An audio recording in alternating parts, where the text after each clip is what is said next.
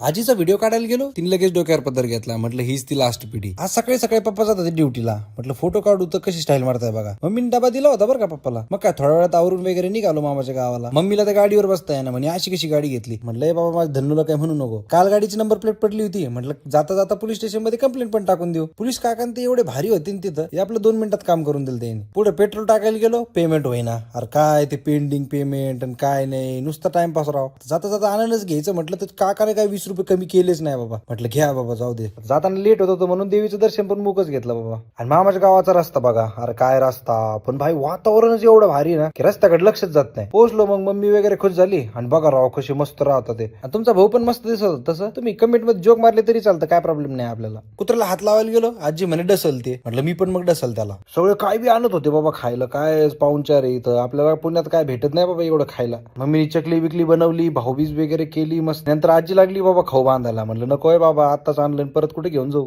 निघताना सगळे सोडायला पण आले होते बरं का तसं. मग आजी पैसे द्यायला लागली. म्हटलं नको बाबा कशाला, आता पैसे बिशे कमवतो मी थोडेसे थोडे. मग काय येता येता रात्र झाली घरी. थकलो होतो जास्त. आता काय झोपतो बाबा, लय थकलो मी. तुम्ही पण मस्त लाईक वगैरे करून टाका. पुढचा व्हिडिओ उद्या आलाच.